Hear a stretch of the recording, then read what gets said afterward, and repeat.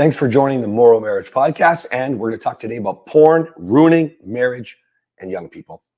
Why people stay together for the kids, and it's not what you think. Why men are not leading in their home.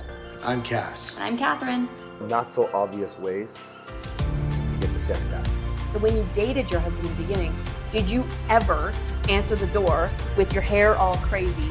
We're Morrow Marriage. Let's flip divorce statistics with the new marriage. I think this is such an important topic to cover, babe, because most of the time men justify why they use porn. I think that they're uneducated. They don't really realize the complications.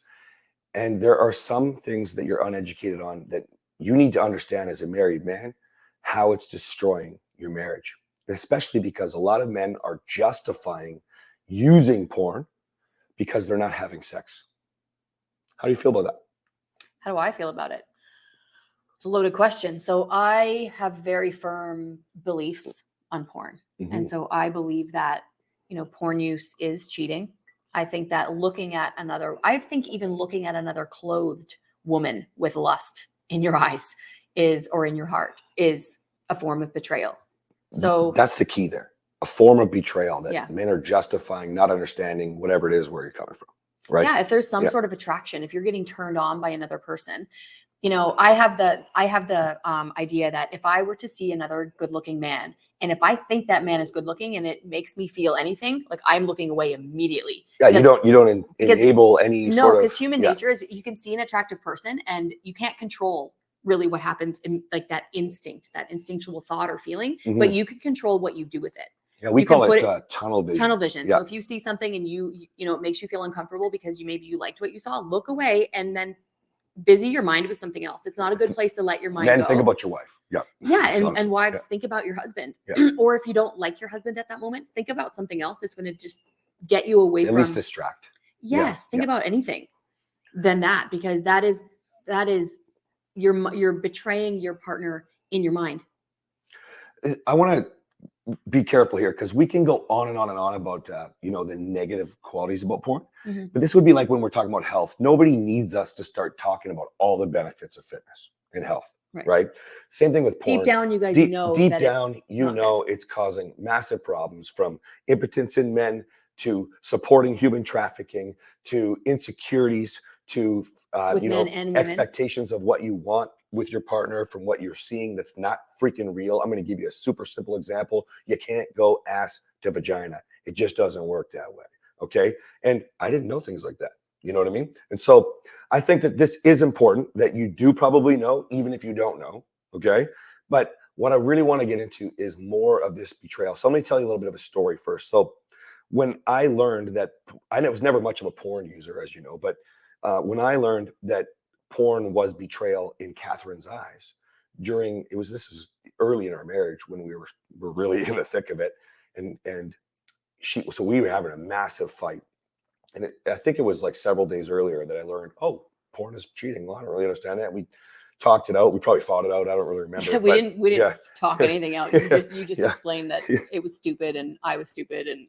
Yeah. Because back then we were having a lot of sex, but it was fear-based sex. I think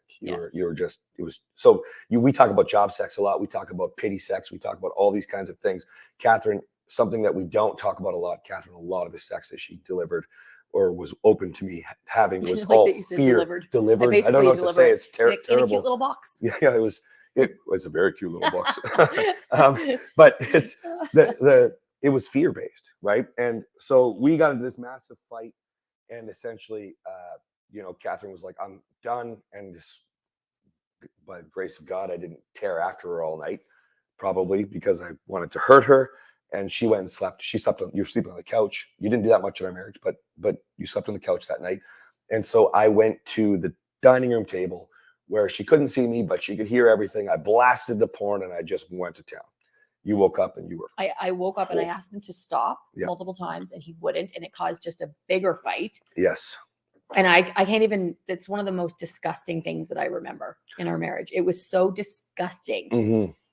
The fighting and the physical intimidation was one thing, but using porn as a weapon even just using it at all was disgusting for me, but doing it in the way that he did it to make sure that I knew he was doing it, and he did it so hurtfully, like still makes my skin crawl. I think it's so gross. Yeah, I'm sorry, It's Berber. okay. We're over it now. But I think it's so important because after working with 3,200 guys, there's so many men that are A, struggling with porn, and we're going to talk about that today too, but B, using it as a weapon, right? Meaning you have first this entitlement, like I need to get off. Second, I need help to get off. Third, I need to let her know because you're not giving me what I need. This is what I'm doing. And it's not all the men. I want to be clear right now. There's a smaller portion of men that used it as a weapon like I did, at least that have admitted to me. And I feel like I'm pretty good at getting guys to tell the truth. But most men, I would say, even hide it from their wives. Yes. I have a lot of wives that know, and they're really upset about it. I don't know if I've ever had one wife that, well, maybe I've had a few because they're both into it, and but they knew it was causing problems. But most of the time, 98% of the time, the women have a problem with it, and they know about it, and the husband knows that they know. And it's like, they don't know what to do about it. And then there's I don't know what percentage of the 98 is the men don't know that the wives know. The wives think that it's happening. They can't really say. They've never had a conversation, and the husband is not. He's really discreet about it. So they're like walking on eggshells, not really sure how to have the conversation. Husband doesn't want to tell the wife. Wife doesn't want to ask. There's a lot of assumptions in there, and it's just. Well, I think it's breaking connection because you're having this dishonesty, and that's where I was going to go. It's breaking connection. Like. So in my course, I would teach a man, dude, you're wasting time that you could be learning something that would connect you more. Simple, bottom line. I don't care if you do it for 2 minutes in the bathroom or if you're the 30, 45 minute, 1 hour long guy. I don't really give a shit. That's time that you could be learning a motivational quote. I don't care. That inspires you to do better and connect with your wife. If you want more, do what gets you more. So if you want more sex with your wife, do what gets more sex with your wife. Don't do things that are going to take you away from it. First things first. But you can't do that if really you don't address the fact that you're entitled. You need to blow your load. So one of the things that I teach guys when they want to get off this porn hook is simply like train yourself. Don't jerk off every single day. Take a 30-day sabbatical, 60-day. I don't really care. Take some time to realize you can survive without blowing your load. Now, I'm not saying that we don't want to have fun.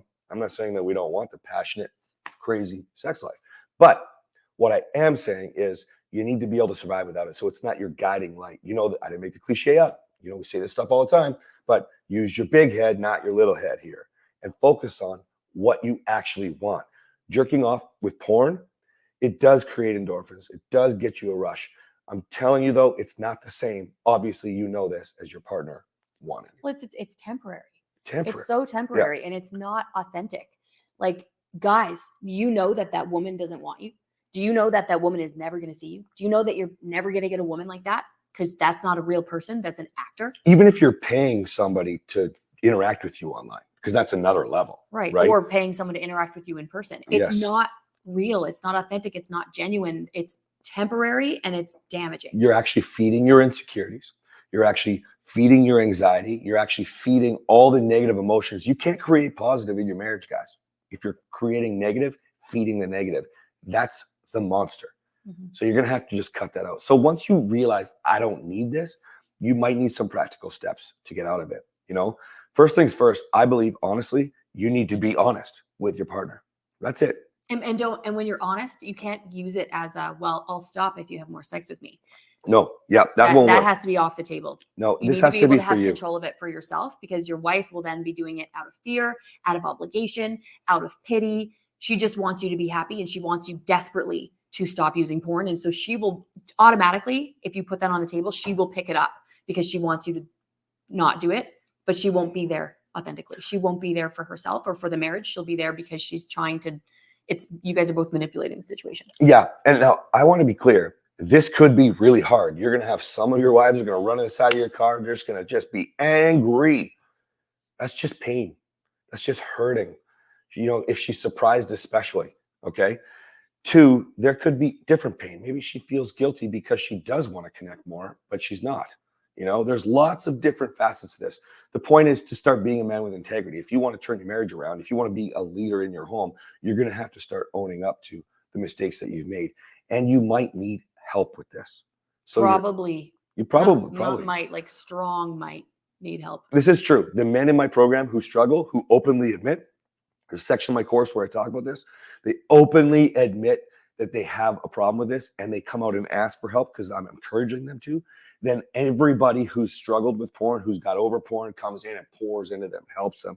And then there's a program, Fight the Beast. I can drop a link for Heather. Her program is affordable and it's awesome. And she helps you with getting over the addiction.